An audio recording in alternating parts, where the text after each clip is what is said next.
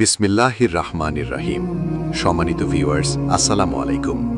রাগ কমবেশি সবারই আছে, কিন্তু অতিরিক্ত রাগ কখনোই ভালো নয়। আজকে আমরা জানব রাগ নিয়ন্ত্রণের 3টি মূল্যবান কৌশল। রাগ বা ক্রোধ মানুষের একটি স্বাভাবিক প্রবৃত্তি হলেও ইসলামে একে নিয়ন্ত্রণের ওপর বিশেষ গুরুত্ব দেওয়া হয়েছে। অতিরিক্ত রাগ মানুষের বিবেককে আচ্ছন্ন করে ফেলে এবং অনেক সময় তাকে অন্যায় কাজে লিপ্ত করে। হাদিসে রাগী মানুষ এবং রাগ নিয়ন্ত্রণের উপায় ও ফজিলত সম্পর্কে বিস্তৃত বর্ণনা রয়েছে। 1. প্রকৃত বীরকে। রাসূলুল্লাহ সাল্লাল্লাহু আলাইহি ওয়াসাল্লাম রাগকে দমনের শক্তিকে প্রকৃত বীরত্ব হিসেবে চিহ্নিত করেছেন।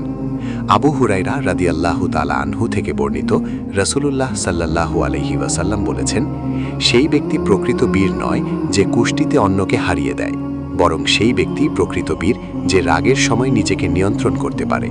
সহিহ বুখারী 6114। 2. রাগ দমনের সংক্ষিপ্ত নসিহাত। তার এক ব্যক্তি রাসূলুল্লাহ সাল্লাল্লাহু আলাইহি ওয়াসাল্লামের কাছে এসে আবেদন করলেন, আমাকে কিছু নসিহত করুন।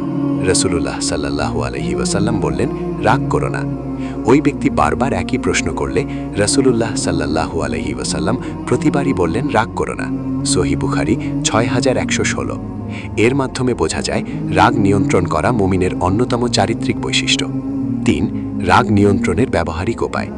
রাগ আসলে কি করা উচিত সে সম্পর্কে হাদিসে নির্দেশনা দেওয়া হয়েছে। আউযুবিল্লাহ পড়া। রাসূলুল্লাহ সাল্লাল্লাহু আলাইহি ওয়াসাল্লাম বলেছেন, রাগের সময় যদি কেউ আউযুবিল্লাহি মিনাশ শাইতানির রাজিম পড়ে তবে তার রাগ দমে যায়, কারণ রাগ শয়তানের পক্ষ থেকে আসে। অবস্থান পরিবর্তন। রাসূলুল্লাহ সাল্লাল্লাহু আলাইহি ওয়াসাল্লাম বলেছেন, তোমাদের কেউ যখন রাগান্বিত হয় সে যদি দাঁড়িয়ে থাকে তবে যেন বসে পড়ে, যদি তাতেও রাগ না কমে তবে যেন শুয়ে পড়ে। আবু দাউদ 4782। অজু করা। অন্য এক হাদিসে এসেছে, নিশ্চয়ই রাগ শয়তানের পক্ষ থেকে, আর শয়তান আগুনের তৈরি।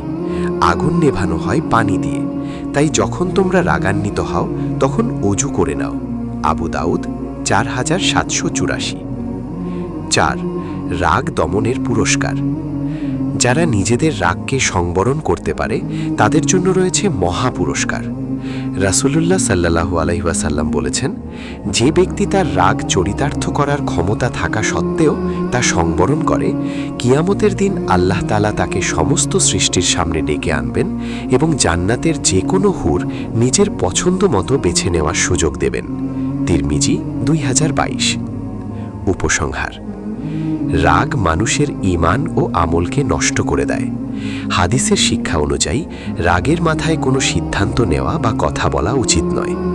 রাগ নিয়ন্ত্রণের মাধ্যমে একজন মানুষ ইহকালে শান্তি ও পরকালে আল্লাহর সন্তুষ্টি অর্জন করতে পারে।